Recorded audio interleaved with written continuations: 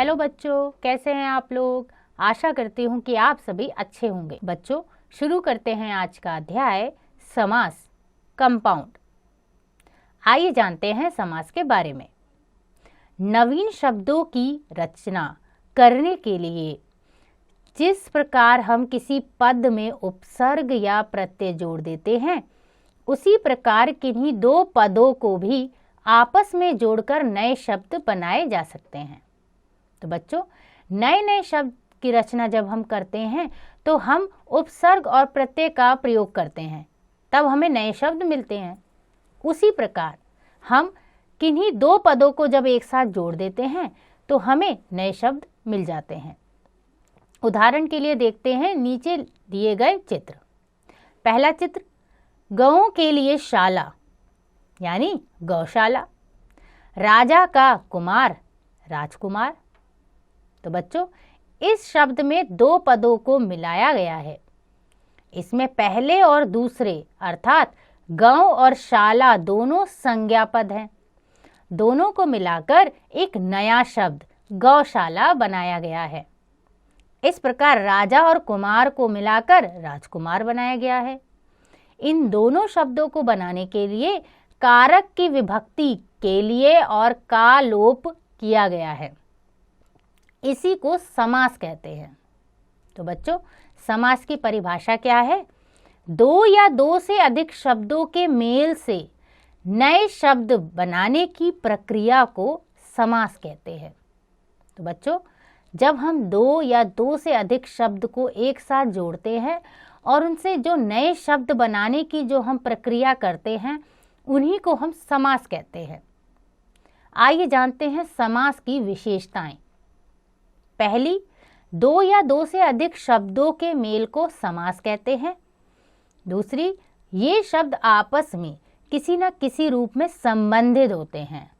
और तीसरी, समास के प्रयोग से भाषा में संक्षिप्तता तथा उत्कृष्टता आती है। अतः शब्दों का मेल इस प्रकार किया जाता है ताकि यह उद्देश्य पूरा हो सके। आइए जानते बच्चों समस्त पद के बारे में। शब्दों को जोड़ने या मिलाने के बाद एक नया शब्द बनता है जिसे समस्त पद कहा जाता है। जैसे राजा का महल, राजमहल। यहाँ राजमहल समस्त पद है। यानी जब हम दो शब्दों को एक साथ जोड़ते हैं तो जोड़ने पर जो नया शब्द हमें मिलता है उसी को हम समस्त पद कहते हैं। और समाज विग्रह, समस्त पद को फिर से पहले जैसी अवस्था में लाने की प्रक्रिया को समाज विग्रह कहते हैं। जैसे गंगा जल बराबर गंगा का जल। तो बच्चों, जो समस्त पद होता है उसको जब हम पहली वाली अवस्था में फिर से ले आते हैं तो उसी को हम समाज विग्रह कहते हैं। आइए जानते हैं संधि एवं समास में अंतर। पहला अंतर, संधि वर्णों में होती है, समास शब्दों में होते हैं। दूसरा, संधि में विभक्ति या शब्दों का लोप नहीं होता। समास होने पर विभक्तियों या शब्दों का लोप भी हो सकता है। जैसे धन से हीन, धनहीन से विभक्ति का लोप हुआ है। आइए बच्चों पढ़ते हैं समास के भेद। अव्ययीभाव समास, तत्पुरुष समास, बहुब्रीहि समास, कर्मधारय समास, द्विगु समास, द्वंद्व समास। तो बच्चों, यह है समास के भेद। आइए इन्हें विस्तार पूर्वक पढ़ें। तो पहला है अव्ययीभाव समास। जिस सामासिक शब्द में पहला शब्द प्रधान हो तथा वह अव्यय हो एवं उसके योग से समस्त पद भी अव्यय बन जाए, उसे अव्ययीभाव समास कहते हैं। तो बच्चों, जिस शब्द में पहला शब्द जो है वो प्रधान शब्द है यानी मूल शब्द है और वह उसके योग से समस्त अव्यय बन जाएं, उन्हें ही हम अव्ययीभाव समास कहेंगे। विग्रह है हर मास और उसका समस्त पद प्रतिमास। क्रम अनुसार यथाक्रम, अवसर के अनुसार यथावसर, शक्ति के अनुसार यथाशक्ति। तो यहाँ पर हमने अव्यय भाव को जोड़ा है। इन सभी शब्दों में प्रथम पद प्रधान है तथा द्वितीय पद गौण है, अतः यहाँ अव्यय भाव समास है। दूसरा है तत्पुरुष समास। जिस समास के समस्त पद का पूर्व पद संज्ञा हो, यानी पहला वाला जो शब्द है वो संज्ञा हो तथा गौण हो और उत्तर पद प्रधान हो, उसे तत्पुरुष समास कहते हैं। इसके विग्रह में कारक चिन्हों का प्रयोग होता है, यानी जब हम इन शब्दों को तोड़ते हैं तो यहाँ पर कारक चिन्ह का प्रयोग किया जाता है, किंतु समस्त पदों में उनका लोप होता है। जैसे राह के लिए कर्ज, राह खर्च। आइए बच्चों पढ़ते हैं तत्पुरुष समास के भेद। पहला है कर्म तत्पुरुष समास। जिस समास के प्रथम पद में द्वितीय विभक्ति कर्म कारक को लगती है उसे कर्म तत्पुरुष समास कहते हैं। तो बच्चों जहाँ पर हम पहले पद में दूसरे पद के साथ को लगाते हैं वहाँ कर्म तत्पुरुष समास होता है। विग्रह है परलोक को गमन, उसका समस्त पद बनेगा परलोक गमन। गांव को गया हुआ, ग्रामगत। तो बच्चों ध्यान रखिए कर्म तत्पुरुष समास में हम को समास का प्रयोग करते हैं। दूसरा है कर्ण तत्पुरुष समास। जिस समास के प्रथम पद में तृतीय विभक्ति कर्ण कारक से, के, साथ, के द्वारा छिपी हो उसे कर्ण तत्पुरुष समास कहते हैं। जैसे विग्रह है गुण से युक्त, समस्त पद गुण युक्त। तुलसी के द्वारा किया हुआ, तुलसीकृत। यहाँ पर बच्चों कर्ण तत्पुरुष समास में कारक है से, के, साथ, के द्वारा। तीसरा है संप्रदान तत्पुरुष समास। जिस समास के प्रथम पद में चतुर्थी विभक्ति संप्रदान कारक के लिए को लगती है उसे संप्रदान तत्पुरुष समास कहते हैं। जैसे गुरु के लिए दक्षिणा, गुरु दक्षिणा। हाथ के लिए कड़ी, हथकड़ी। तो यहाँ पर बच्चों संप्रदान कारक प्रयोग किए गए हैं के लिए को। आगे अपादान तत्पुरुष समास।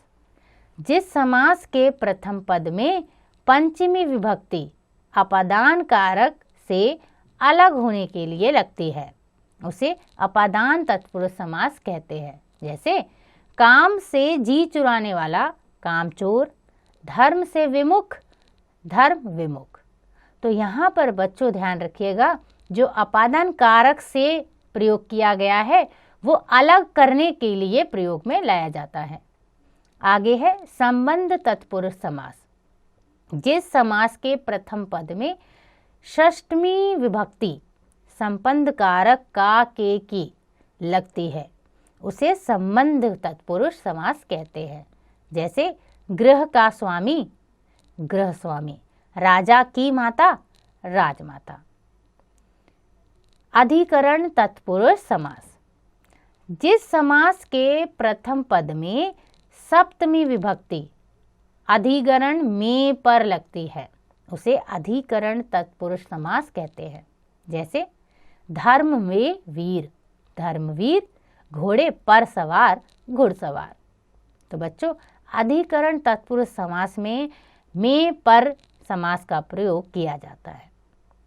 आगे है बहुव्रीहि समास। जिस सामासिक पद में दोनों पद प्रधान ना हों परंतु समस्त पद किसी और ही अर्थ का वाचक हो उसे बहुव्रीहि समास कहते हैं।